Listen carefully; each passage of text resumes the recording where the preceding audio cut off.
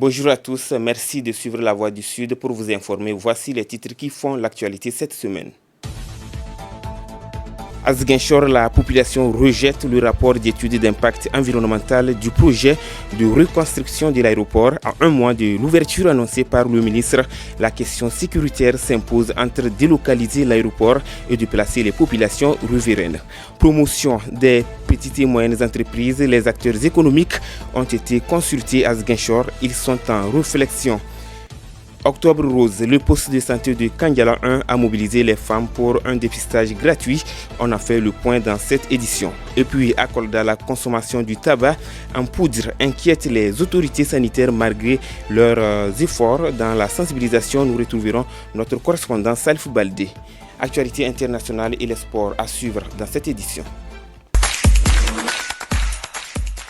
Merci à toutes et à tous. Je l'annonçais, les Ziguinchorois ont rejeté le rapport d'étude d'impact environnemental et social du projet de reconstruction de l'aéroport de Ziguinchor lors d'une audience publique tenue à la mairie de Ziguinchor. Population et société civile ont dénoncé le manque de concertation et une précipitation dans la mise en œuvre du projet. Compte rendu de l'audience avec Alassane Guédiou.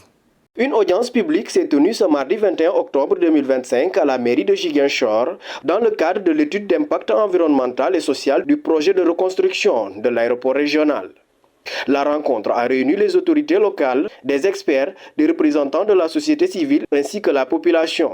Selon le mandataire de l'AIBD, cette audience publique constitue une étape importante vers la concrétisation du projet. Pour le projet de reconstruction de l'aéroport de Ziguinchor, et nous avons été donc mandatés par le AIBD pour la réalisation de cette mission. Nous, notre rôle, notre mission, donc nous sommes mandatés par le ministère de l'Environnement et nous donnons notre avis technique justement sur l'acceptabilité d'un projet dans sa zone d'étude par rapport justement aux dispositions réglementaires et de sécuritaires donc, qui sont requises. Nous sommes rendus compte effectivement qu'il y a eu quand même des occupations, en tout cas des zones d'habitation qui sont mitoyennes à l'aéroport, ce qui quand même peut constituer justement donc des risques de sécurité quant à l'exploitation donc de cette infrastructure-là. Et nous, naturellement, donc notre rôle, notre mission, effectivement, c'est d'éclairer et de donner tous les arguments techniques pour permettre une bonne prise de décision à l'autorité.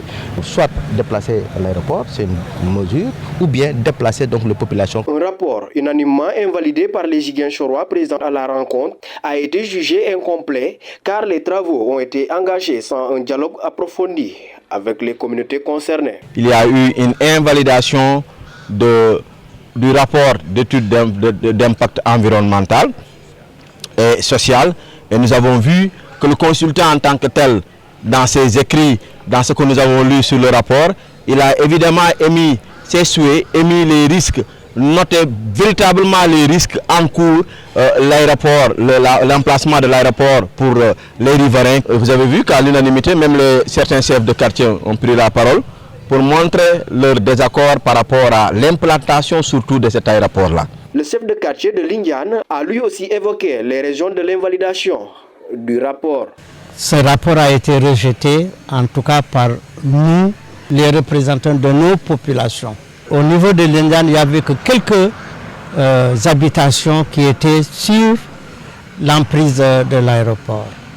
C'était facile de délocaliser la population, comme ils voulaient faire court l'aéroport ici.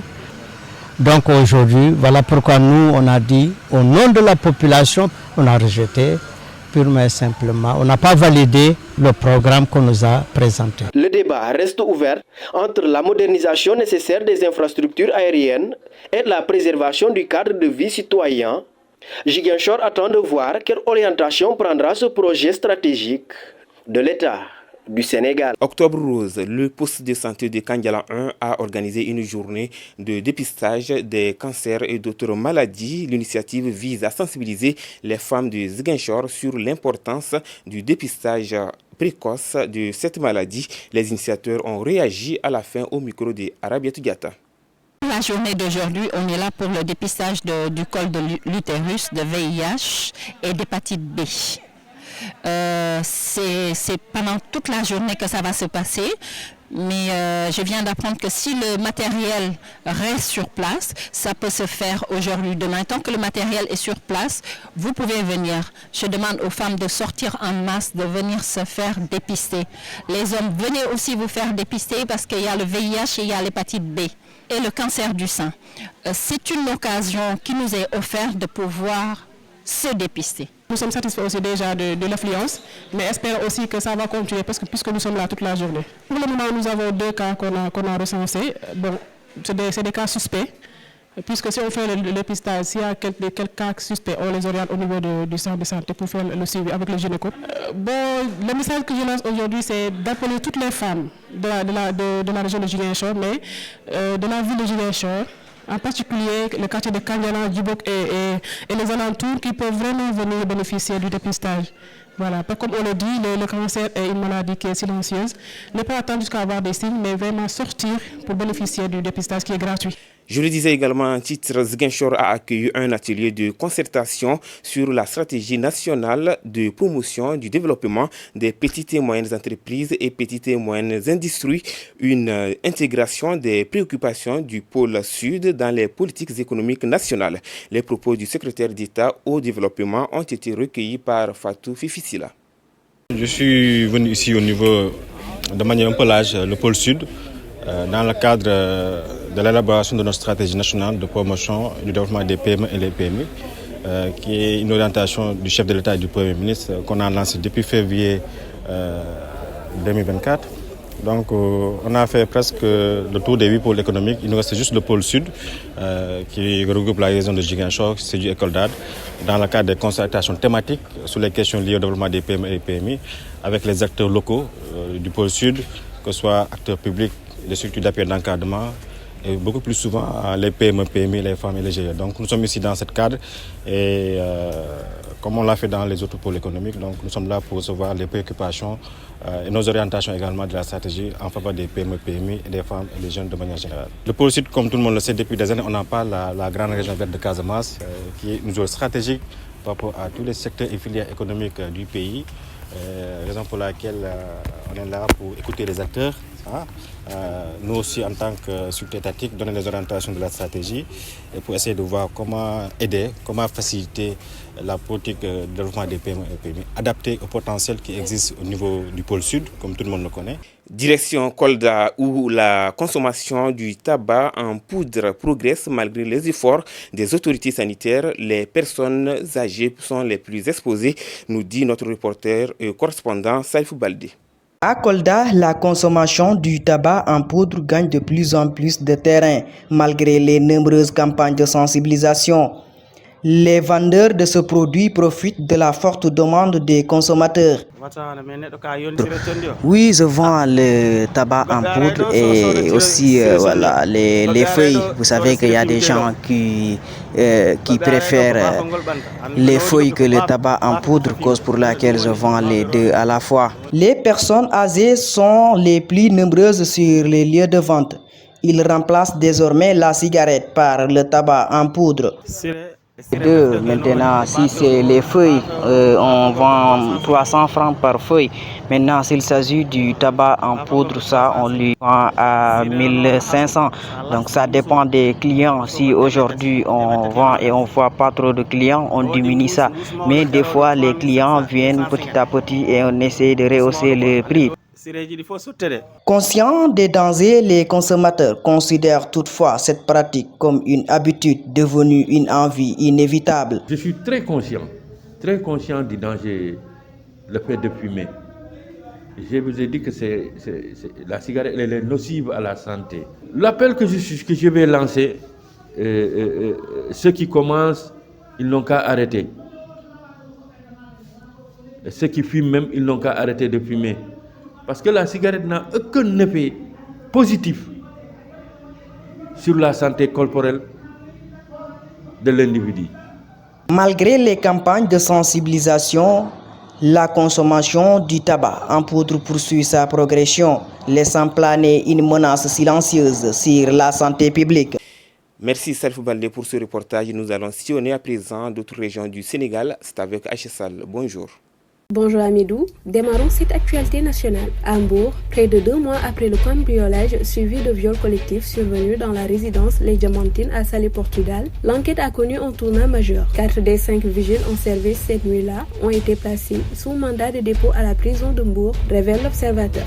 Les gardiens, initialement relâchés faute de preuves, ont été trahis par leur communication téléphonique. Après les avoir placés sous écoute, les enquêteurs ont découvert qu'ils avaient contacté des marabouts pour obtenir des prières mystiques visant à étouffer l'affaire. L'un d'entre eux avait même quitté son poste, nécessitant l'émission d'un mandat d'arrêt, souligne le quotidien du groupe Futur Média. Dans la nuit du 5 au 6 août 2025, rembobine la même source, une bande de 18 individus armés avait fait irruption dans la résidence, neutralisé des vigiles et agressé les occupants. La fille adoptive de l'architecte béninoise Lydia Hassani avait été victime d'un viol collectif d'une rare cruauté. Les assaillants étaient repartis avec un coffre contenant 10 millions de francs CFA, des bijoux et un véhicule retrouvé plus tard à Nguerho. M. Camara, habitant de Yeumbeul, s'est présenté au commissariat après que la banque Crédit Mutuel a détecté 560 000 francs CFA en faux billets parmi les 950 000 francs qu'il venait de déposer.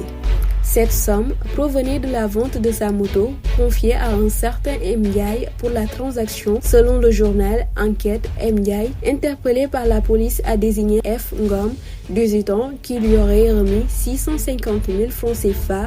Ce dernier, interrogé à son tour, a d'abord affirmé avoir trouvé l'argent dans la rue avant de reconnaître l'avoir pris à son domicile. Une perquisition effectuée chez lui a permis de découvrir près de 4,9 millions dont la provenance reste floue. Le grand-père du jeune homme, Y. John, cité par le quotidien d'information, déclare être le propriétaire de l'argent saisi, tout en niant la présence de faux billets. Les 3 protagonistes ont été placés en garde à vue pour détention et tentative de mise en circulation de faux billets ainsi que pour vol en numéraire. Une réquisition a été adressée à la BCEAO pour vérifier l'authenticité des billets, signale la même source. C'en est tout Amidou pour cette actualité nationale. À présent, nous allons passer sur l'international. C'est avec Aminata Touré. Bonjour.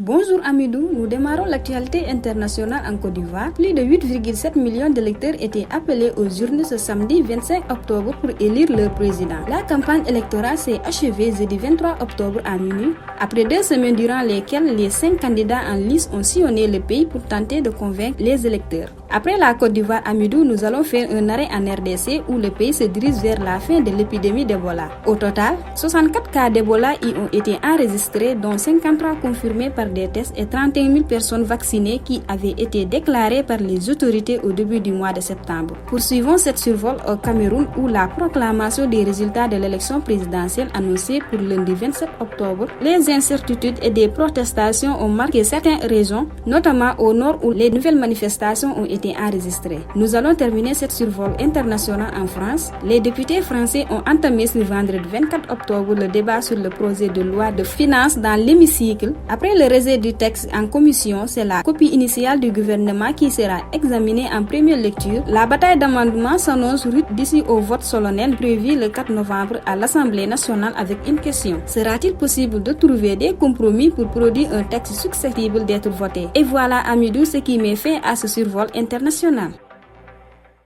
Et voilà, vous l'avez compris, nous allons dans les stades. C'est avec Lansana Diémé. Bonjour, qu'est-ce qu'on peut retenir? Bonjour Amidou. Après la mort tragique d'un jeune gardien de but sénégalais âgé seulement de 20 ans, du nom de Serge Touré, ce dernier, à la recherche d'un avenir dans le football, aurait été victime d'une escroquerie et après tué par les soi-disant faux recruteurs qui l'avaient promis le Maroc et que finalement il a atterri au Ghana. Une situation qui secoue le football sénégalais. Une enquête a été ouverte. Parlons directement de la Coupe du Monde des moins de 20 ans. Une grande première pour le continent africain. Le Maroc a remporté la Coupe du Monde des moins de 20 ans. Après un doublé de Yassir Zabiri, le Maroc a remporté la Coupe du Monde U20. C'est le premier titre mondial pour le continent africain. Filons cette fois-ci en Europe.